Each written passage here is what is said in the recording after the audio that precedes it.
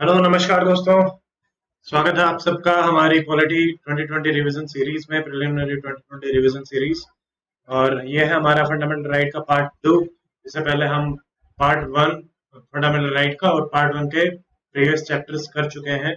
और source is Laxmikant book. और उससे पहले हमने एनवायरनमेंट की सीरीज शुरू करी थी 4 दिन पहले, वो हमारी कंप्लीट हो चुकी है और वो आपको प्लेलिस्ट में, चैनल की प्लेलिस्ट में मिल जाएगी।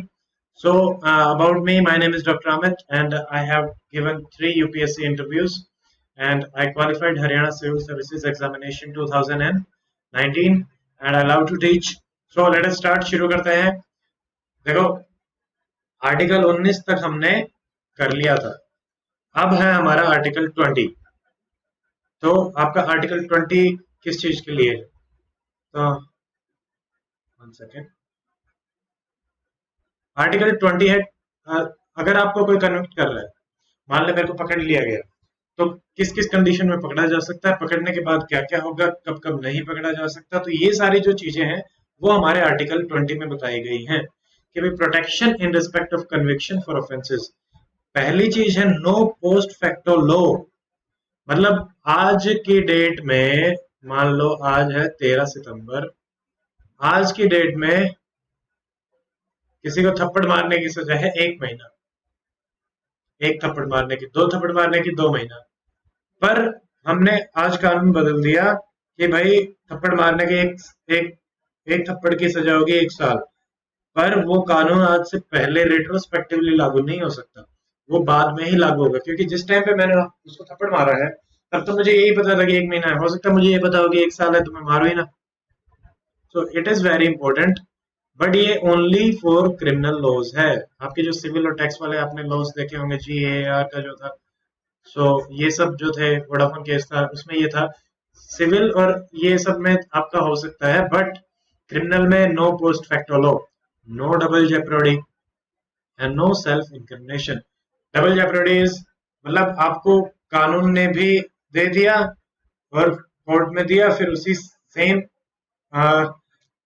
क्राइम के लिए आपको दोबारा से सजा मिले, ऐसा नहीं हो सकता। बट यहाँ पे क्या ग्लच है या गड्ढा है कि it is not for department. Department आपके खिलाफ अलग से इंक्वायरी कर सकता है सेम क्राइम के लिए, और कानून अलग से कर सकता है। नो सेल्फ इंक्रिमिनेशन, ऐसा नहीं है कि मैं खुद जाके बताने लग जाऊं तो वो मान लिया जाएगा, वो तो। पर ये एप्लीकेबल नहीं होता कुछ कंडीशंस में। आपके ओरल और डॉक्यूमेंट्री एविडेंसेस में सेल्फ इंक्रिमिनेशन नहीं है, but it does not extend to, क्या क्या आएंगे इसमें। अगर आपने कोई क्राइम किया और कोर्ट आपको लिख के देता है कि आपको कंपलसरी मटेरियल एविडेंस देना ही देना पड़ेगा, तब आपको देना पड़ेगा। और आपको थंब इम्प्रेशन के लिए बोले, स्पेसिमेन देने के लिए बोले, सिग्नेचर देने के लिए बोले, या ब्लड स्पेसिमेन, तो वो आपको देने ही पड़ेंगे। आप कंपलसरी एग्जीबिशन ऑफ बॉडीज को पकड़ के लाओ भाई, तो वो लाना ही पड़ेगा। तो ये वाले सारे जो हैं आर्टिकल 20 वाले, these are only for the criminal proceedings, ये आपको ध्यान रखना है। ठीक है, आर्टिकल 20 हो गया। अब है आर्टिकल 21, सबसे बेसिक इंपॉर्टेंट राइट, जो कि है राइट टू लाइफ, आर्टिकल 21। इसमें क्या है, इसकी ये जो लाइन है ये ध्यान रखना कि protection of life and personal liberty, it is not only about the life, it is also about the personal liberty. ठीक है, तो ये दो चीजें ये ध्यान रखनी है। देखो गोपालन केस में क्या आया था, वेरी इंपॉर्टेंट केस, गोपालन केस, कि भाई आर्बिट्रेरी एग्जीक्यूटिव एक्शन से आप लाइफ नहीं ले सकते, बट आर्बिट्रेरी लीगल एक्शन से ले सकते हो। इसका मतलब क्या है, मैंने कानून अगर बना दिया है कि इस क्राइम के लिए आपको सजा मिलेगी, चाहे वो कुछ भी हो सकता है, बट आपका कानून है तो आपको सजा मिलेगी, आपको कैपिटल पनिशमेंट मिल सकती है। आपके लीगल जो फ्रेमवर्क है उसमें कुछ भी हो सकता है, अगर आपने प्रोसीजर फॉलो किया है तो। यही अब तक था गोपालन केस में। पर एग्जीक्यूटिव एक्शन आपका आर्बिट्रेरी नहीं हो सकता, आपको कानून ही फॉलो करना पड़ेगा। बट क्या हुआ मेनका गांधी केस में, very important case from mains perspective also, तो इन्होंने प्रोसीजर एस्टेब्लिश बाय लॉ से हम चले गए ड्यू प्रोसेस ऑफ लॉ। मतलब प्रोसीजर एस्टेब्लिश है, ये कहता है कि 5 स्टेप फॉलो किए आपने और एक कानून बना दिया और कैपिटल पनिशमेंट दे रहे हो, तो it is valid. But Maneka Gandhi case में क्या कहता है कि ड्यू प्रोसेस को भी फॉलो करो। आपके जो बेसिक फीचर्स हैं कॉन्स्टिट्यूशन के, प्रेम्बल्स हैं, या फिर जो आपकी फिलोसॉफी है, क्या वो फॉलो हो रही है, उसके आपका कैपिटल पनिशमेंट का जो कानून है क्या उसके अंतर्गत आता है तो ठीक है, नहीं आता है तो आप उसको गलत करो। तो यहाँ से हम प्रोसीजर एस्टेब्लिश से ड्यू प्रोसेस ऑफ लॉ की तरफ जा रहे थे। ये ज्यादा हम जा नहीं पाए, कुछ कुछ केसेस में जाने की कोशिश करते हैं, दैट्स ऑल। अब आर्टिकल 21 में और क्या क्या आता है देखो, human dignity versus animal existence को आपको ये दिखाता है। ऐसा नहीं कि कैसे भी करके पड़े हुए हैं और एनिमल्स की तरह रह रहे हैं। आर्टिकल 21 उसको प्रोटेक्ट करता है। राइट टू प्राइवेसी आपका आर्टिकल 21 के अंदर आएगा। आपको फ्री लीगल एड जो मिलेगी वो आपका, क्योंकि लाइफ के लिए बहुत जरूरी है। सोलिटरी कन्फाइनमेंट आपको नहीं दी जाएगी। आपकी पब्लिक हियरिंग आप नहीं चाहते हो तो उसके अगेंस्ट भी आपको राइट है। Right of the women to treated with decency भी आपका आता है। देखो वुमेन्स वाले डीपीएसपी में भी आएंगे, फंडामेंटल ड्यूटी में भी आएंगे, राइट में भी आएंगे। ये तीनों में है, ध्यान रखना कि उनको डिसेंसी से ट्रीट करना, ये हर वुमेन का राइट है, fundamental right, right to life के अंदर। फिर आपका राइट टू इन्फॉर्मेशन जो हमने देखा था 19 में था प्लस 21 में था, ये आपको ध्यान रखना है। राइट टू रेपुटेशन हर एक का है। फिर डिफेमेशन के अगेंस्ट हम जा सकते हैं राइट टू रेपुटेशन के थ्रू।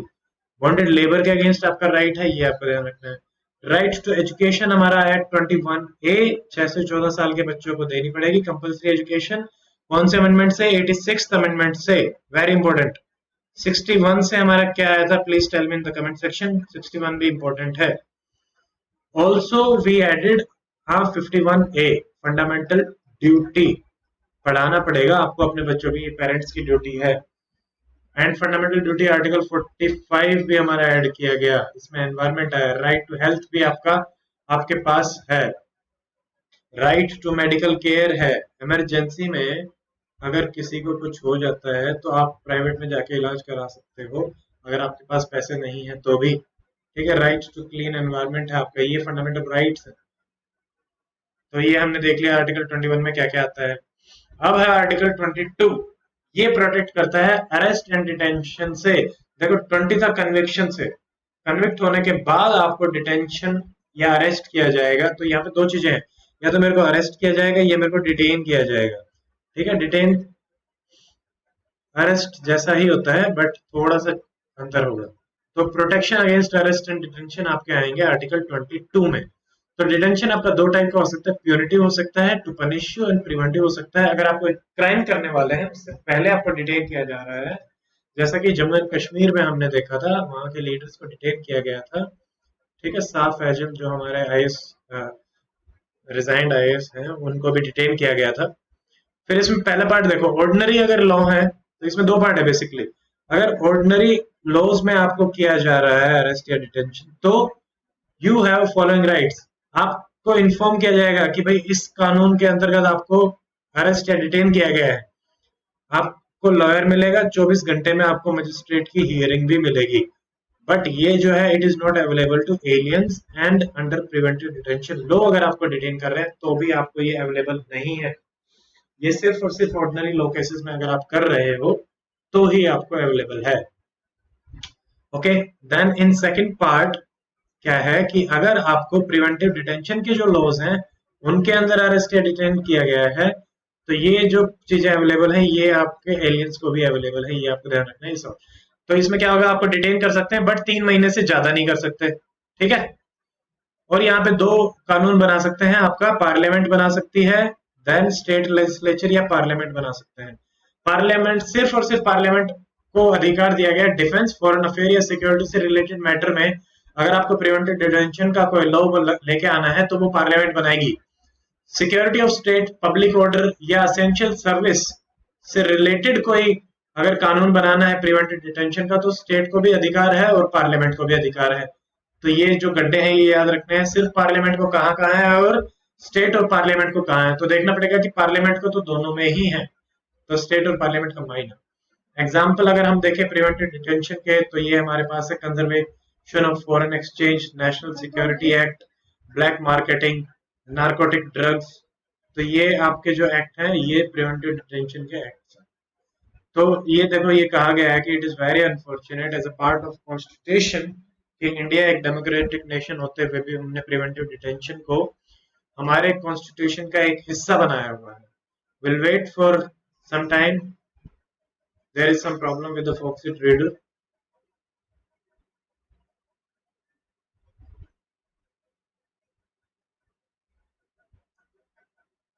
फिर आपको ध्यान रखना, देखो 23 और 24 हमें इकट्ठे याद रखने हैं। राइट अगेंस्ट एक्सप्लॉयटेशन, हमारे क्या क्या आ चुके हैं भाई? Right to equality, then F right to freedom, E again right against exploitation. 23 और 24 इकट्ठे याद रखने हैं, ठीक है। इसको ध्यान रखना है। ट्रैफिक में बच्चे फंस गए, तो 23 is for prohibit of traffic in human and force labour, आप नहीं करा सकते, ह्यूमन ट्रैफिकिंग नहीं कर सकते, फोर्स लेबर के लिए आप किसी को नहीं कर सकते। 24 क्या कहता है? Prohibition of employment of children. तो ट्रैफिक और बच्चे 23 और 24। अब 23 में हम इसको डिटेल में देखें तो हाँ, ये वाला जो है, it is available against private individual also. Question very important. 19 भी आपका जो था, सॉरी 17 जो अनटचेबिलिटी था, वो भी प्राइवेट के अगेंस्ट था, और ये भी है। यहाँ पे हमारे पास कौन सा एक्ट है? Immoral traffic act 1956। आपके फोर्स लेबर में क्या क्या आएगा? फिजिकल भी हो सकता है, लीगल भी हो सकता है, फोर्स इकोनॉमिक भी हो सकता है, किसी भी सर्कमस्टांसिस में करो तो नहीं आएगा, वो फोर्स ही माना जाएगा, उसके अगेंस्ट आप जा सकते हो, ऐसा अलाउड नहीं है। इसके एक्सेप्शंस क्या हैं? देखो, military service, social service, which is it is not bound to pay. वहां पे आप ये नहीं कर सकते कि मेरे से फोर्स लेबर कराया गया, बाउंडेड लेबर कराया गया और मुझे तनख्वाह नहीं दी गई। ये एक्सेप्शन है यहाँ पे 23 में। 24 में क्या है? Prohibition of employment of children, children को नहीं कर सकते, बट यहाँ पे दो चीजें होती हैं, entertainment industry as well as family industry, जहां पे एम्प्लॉय किया जा सकता है। रिसेंटली जो कानून आया था उसमें ये दो एक्सेप्शंस रखी गई थी, family F and E, entertainment industry.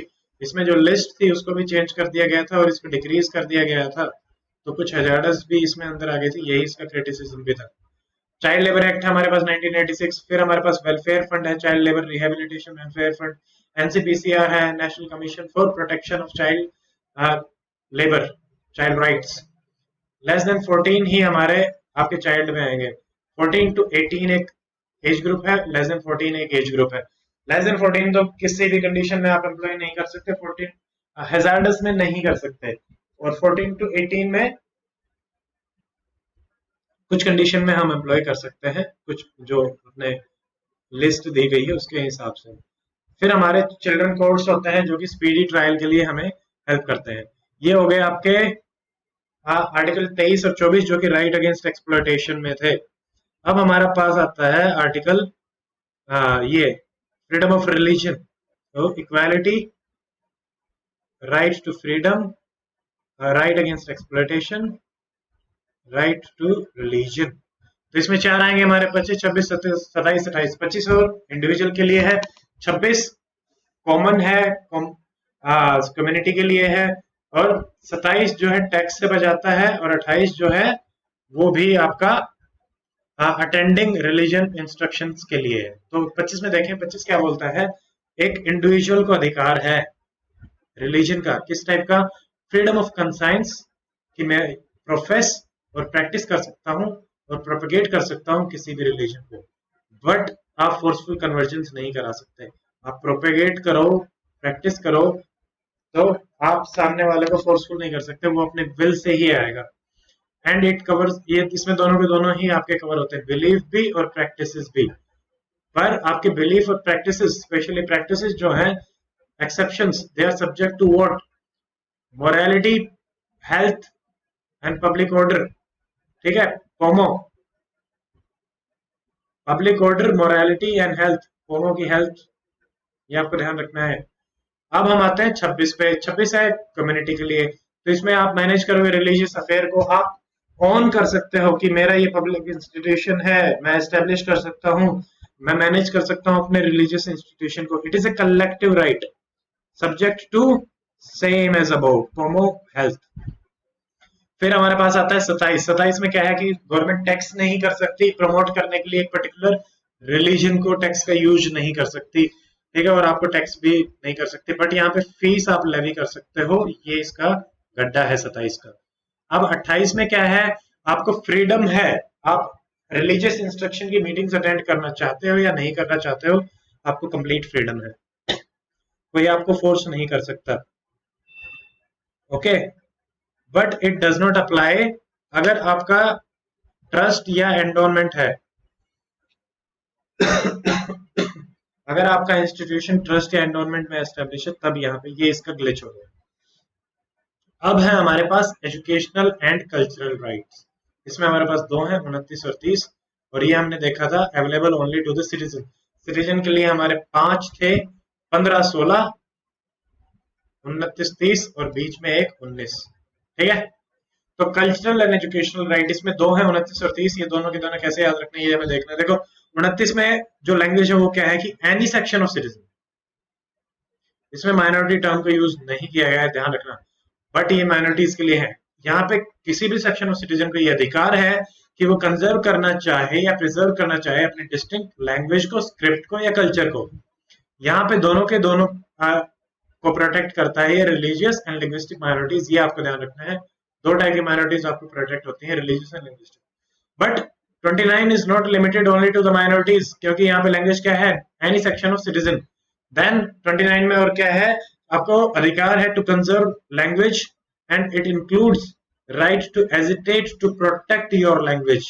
तो आप पब्लिक स्पीच में अगर कर रहे हो कि मेरे को ये अपनी प्रोटेक्शन के लिए, लैंग्वेज के प्रोटेक्शन के लिए अगर आप कुछ पब्लिक स्पीच में यूज करते हो तो वो आरपीए में वायलेट नहीं माना जाता है। रिप्रेजेंटेटिव पार्लियामेंट पीपल्स एक्ट जो हमारा है, RPA people's act, representation of people's act, उसमें वायलेट नहीं माना जाएगा कि उसको वायलेट कर रहा है आप अपनी, अगर लैंग्वेज को कंजर्व करने के लिए एजिटेट कर रहे हो तो।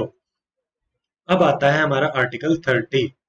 30 में देखो माइनॉरिटी टर्म यूज करी गई है कि टू माइनॉरिटीज, यहाँ पे दोनों लिखे गए हैं, लिंग्विस्टिक एंड रिलीजियस, दो हमारे दो ही हैं।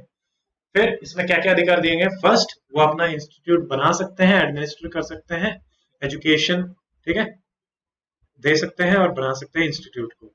और कंपनसेशन दी जाएगी अमाउंट ऑन एक्विजिशन। अगर गवर्नमेंट ने एक्वायर कर लिया और उस इंस्टीट्यूशन को तो कंपनसेशन कंपलसरी है। देखो कंपनसेशन जो है ना, दो ही कंडीशन में कंपलसरी है। फर्स्ट, जो आपका अगर माइनॉरिटी इंस्टीट्यूशन को अगर आप एक्वायर कर रहे हो तो, और सेकंड, मेरी लैंड, प्राइवेट लैंड को अगर आप एक्वायर कर रहे हो तो। बट यहाँ पे गड्ढा क्या है, सीलिंग लिमिट जो है उससे आपकी नीचे होनी चाहिए, तभी, नहीं तो नहीं। And minority term is defined in the constitution, no, very important, याद रखना है। Such as untouchability is also not defined in the constitution. अब हम आते हैं आर्टिकल 32। अरे 31 कहाँ गया, 31, 31 क्या था, right to property. Right to property आपका क्या हो चुका है, डिलीट हो चुका है। क्या बना दिया, 300A। Now it is what, legal right as well as constitutional right. तो अब देखते हैं 32। 32 में क्या होता है, मेरे फंडामेंटल राइट अगर वायलेट हो रहे हैं तो I can go directly to the supreme court. But अभी एक प्रोविजन 226 के अंदर आ चुका है कि आप हाई कोर्ट के थ्रू भी जा सकते हो। So it is right to get your fundamental rights protected. तो आपको फंडामेंटल राइट को प्रोटेक्ट करने का जो अधिकार है वो भी एक फंडामेंटल राइट ही है। और ये हमारा हार्ट ऑफ द कॉन्स्टिट्यूशन है, और भीमराव अंबेडकर जी ने इसे सोल ऑफ द कॉन्स्टिट्यूशन भी बोला था। ये सवाल आ सकता है। And is it a basic feature, yes absolutely. इसमें चार प्रोविजन है, you can move to the supreme court. Supreme court आपको इशू कर सकता है डायरेक्शन, ऑर्डर एंड रिट कि भाई इसके फंडामेंटल राइट्स को प्रोटेक्ट करो, नहीं ले सकते। And parliament can give above power to any court, supreme court के अलावा भी, but not to the high court, क्योंकि हाई कोर्ट को कॉन्स्टिट्यूशन ने ही पावर दी है फंडामेंटल राइट को प्रोटेक्ट करने के 226 के अंदर। अब हमारे पास जो अपनी इमरजेंसीज है उसमें आर्टिकल 359 में कहा गया है कि प्रेसिडेंट सस्पेंड कर सकता है right to move to the supreme court at the time of national emergency.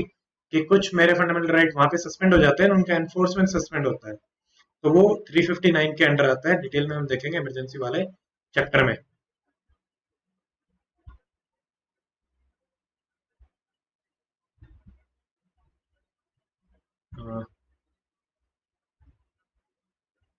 Okay, तो जुरिस्डिक्शन ऑफ सुप्रीम कोर्ट यहाँ पे क्या है, ओरिजिनल है। मतलब सीधा अगर सुप्रीम कोर्ट में जाना चाहेंगे तो हम जा सकते हैं, but it is not exclusive. Exclusive क्या होता है कि only and only supreme court में अगर जाना हो तो वो कहलाएगा एक्सक्लूसिव। बट यहाँ पे क्या है, आपका ओरिजिनल जुरिस्डिक्शन है सुप्रीम कोर्ट का। ठीक है, आई थिंक ये हैंग हो गया है थोड़ा सा, इसीलिए हमारा ये नहीं चल रहा है। But let's see. अब यहाँ पे रिट्स हमारे क्या क्या हैं, सुप्रीम कोर्ट कौन कौन सी रिट इश्यू कर सकता है। देखो इसके ये 5 टाइप की रिट होती हैं, ये कैसे याद रखनी, habeas corpus. Corpus is for body, body लेके आओ। ये पब्लिक को भी बोल सकता है, प्राइवेट को भी बोल सकता है कि भाई ये बॉडी आपको लेके आनी है। मैंडेमस, मैंडेमस का मतलब होता है आई कमांड। तो सुप्रीम कोर्ट अगर कहे कि आई कमांड यू डू दिस, तो वो मैंडेमस की रेट होती है। प्रोहिबिशन, अगर सुप्रीम कोर्ट कुछ करने से आपको प्रोहिबिट करे तो वो प्रोहिबिशन की रेट के थ्रू करेगा। सर्टियोररी, ये मैंने याद किया था, सरसरी फैल गई, मतलब आपके जो नीचे वाले जो जुडिशरी हैं, लोअर जुडिशरी, उनमें सुप्रीम कोर्ट का कोई ऑर्डर आया, उससे सरसरी फैल गई। It can be preventive also, to prevent something from happening, and it can be curative also, जो ऑलरेडी हो चुका है उसके लिए भी। फिर हमारे पास है को वारंटो। को warranto is by what authority. अगर आप पब्लिक ऑफिस पे बैठे हो बट आपके पास कोई अथॉरिटी नहीं है वहां पे बैठने की, तो supreme court can ask you कि भाई किस अथॉरिटी से आप यहाँ पे बैठे हुए हैं। ओके, तो ये हमारी 5 टाइप की रेट्स हैं जो हमने देख ली। आई एम जस्ट, मैं इसको थोड़ा सा देख रहा हूँ एक बार। ओके, इसमें 1-2 मिनट लग सकते हैं, 20 मिनट हमारे ऑलरेडी हो चुके हैं। तो अब इसमें देखो क्या है और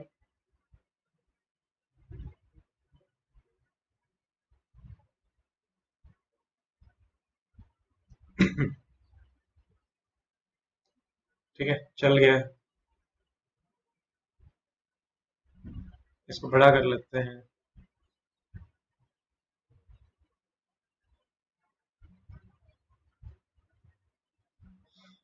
ये तो आ गई सुप्रीम कोर्ट की।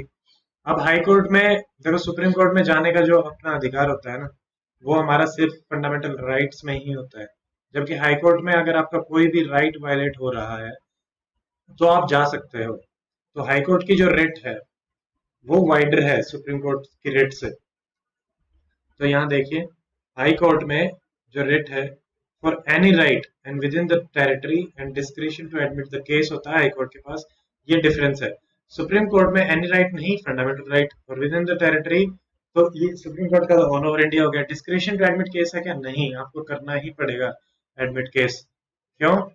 क्योंकि और कहीं जाने का अपने पास वही नहीं बचा रास्ता ही। फिर मैंडेमस, इसकी कुछ एक्सेप्शंस होती है। मैंडेमस मतलब आई कमांड, मैं कमांड कर सकता हूं, but mandamus cannot be issued against private individual, या अगेंस्ट प्रेसिडेंट या गवर्नर, और chief justice of high court को भी नहीं कर सकते acting in his judicial capacity. So these are the exceptions, आपको याद रखनी है।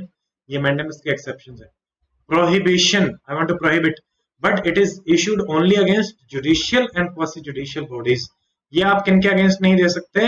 एडमिनिस्ट्रेटिव, लेजिस्लेटिव, प्राइवेट या प्रिवेंटिव तौर पे आप प्रोहिबिट नहीं कर सकते। सुप्रीम कोर्ट आपको प्रोहिबिट कर सकता है जुडिशियल और क्वासी जुडिशियल के लिए ही। फिर आपका पास सरसरी, सरसरी जो फैली थी वो हमारी जुडिशियल और क्वासी जुडिशियल के लिए ही होती, not against legislative and private, but it can be issued for administrative. Administrative के लिए हमारा प्रोहिबिशन नहीं है, बट सर्टियोररी है। ये हमारा हो गया 32। ठीक है, अब हम आते हैं arm forces and fundamental right. उसके लिए हमारे पास है आर्टिकल 33। देखो, ये कहेगा कि स्पेशल, क्योंकि आर्मी में आपको कुछ काम करने पड़ेंगे, कुछ फोर्स भी करना पड़ेगा, तो ऐसा नहीं है कि भाई आर्मी वाले सारी की सारी चीजों को डिमांड करने लग जाए, वहां पे रेस्ट्रिक्शन जरूरी है। तो यहाँ पे ओनली पार्लियामेंट कैन फॉर्म और कैन इन्फोर्स द लॉ। ये चीज आपको ध्यान रखनी, स्टेट नहीं कर सकते, स्टेट लेजिस्लेचर नहीं कर सकती। और इसमें आर्मी के सिविलियन एम्प्लॉय कवर होते हैं, ये भी आपको ध्यान रखना है ये सवाल। एंड ये एक्सक्लूड करता है कोर्ट मार्शल को from the writ jurisdiction of supreme court and high court, and as so far as the enforcement of the fundamental right is concerned। तो अगर फंडामेंटल राइट के एनफोर्समेंट के अगेंस्ट आप जाना चाह रहे हो, मार्शल, कोर्ट मार्शल अगर हुआ है उसमें, तो ये आपको एक्सक्लूड करेगा, नहीं ऐसा नहीं कर सकते, आपको अलाउ नहीं करता। ठीक है, फिर मार्शल लॉ है हमारा। मार्शल लॉ क्या है? मार्शल लॉ होता है कि सिचुएशन बहुत ही ज्यादा बिगड़ गई, अब समझ में नहीं आ रहा कि क्या करें, और आपके इमरजेंसी प्रोविजन से भी कोई काम नहीं बन रहा,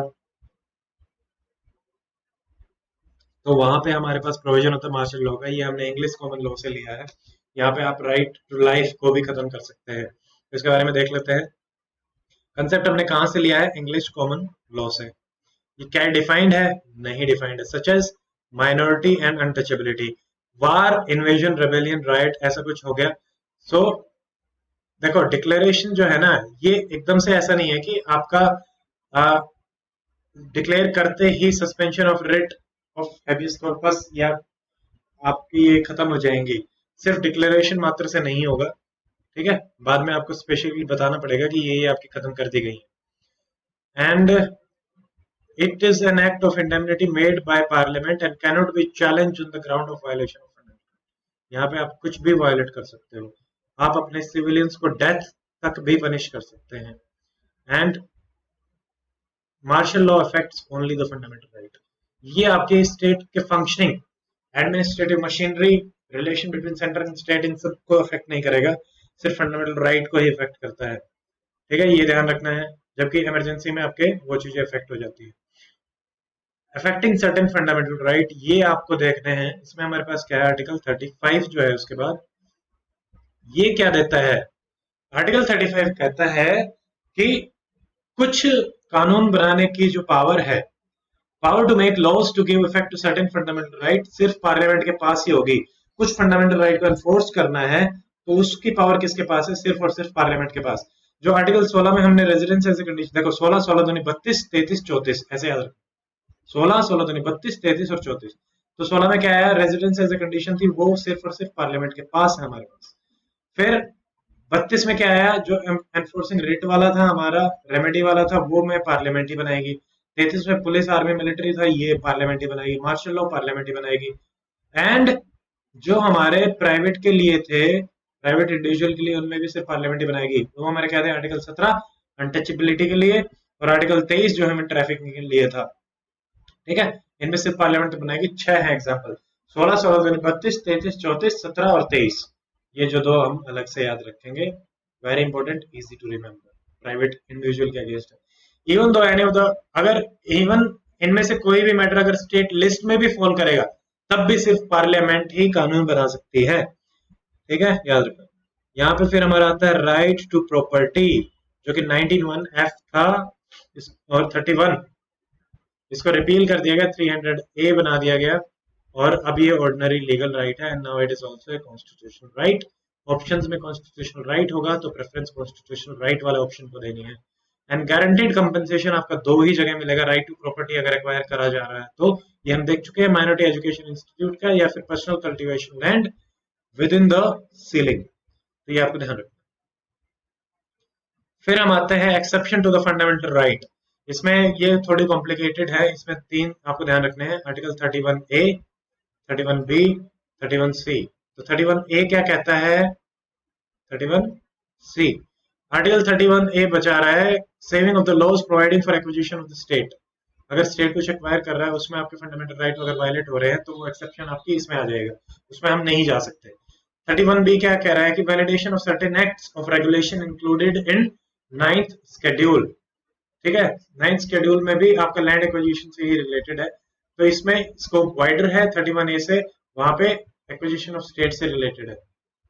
31C क्या कह रहा है, कुछ डीपीएसपीज को अगर हम इफेक्ट करना चाहते हैं, तो उनको अगर इफेक्ट करते टाइम आपके फंडामेंटल राइट वायलेट हो रहे हैं, जैसे स्पेशल प्रोविजन SC ST, या इनर लाइन परमिट, या 6th schedule, 5th schedule, freedom of movement को प्रोहिबिट कर रहे हैं, तो वहां पे फंडामेंटल राइट वायलेट हो रहा है। बट वो कुछ डीपीएसपीज को हम काम में लाने के लिए हम कुछ कानूनों को बचा देते हैं, वो 31C के अंडर आएगा, ये एक्सेप्शन हो गया आपके फंडामेंटल राइट। और आर्टिकल 39B और C आएंगे तो आपका आर्टिकल 14 और 19 जो है वो ओवरराइड कर जाते हैं, ये ध्यान रख लेना, complicated, no need to go into the details. अब कुछ क्रिटिसिज्म देख लेते हैं, important for the mains point of view. तो प्री के लिए मैंने सिर्फ और सिर्फ इनके हेडिंग्स लिखे हैं, सिर्फ क्या एक्सेसिव लिमिटेशंस हैं, एक्सेप्शंस हैं बहुत ज्यादा, कोई सोशो इकोनॉमिक राइट नहीं दिए, सिर्फ पॉलिटिकल राइट्स हैं। तो पॉलिटिकल डेमोक्रेसी के लिए थे ये हमारे fundamental right, socio economical democracy के लिए हमारे पास क्या है, डीपीएसपीज।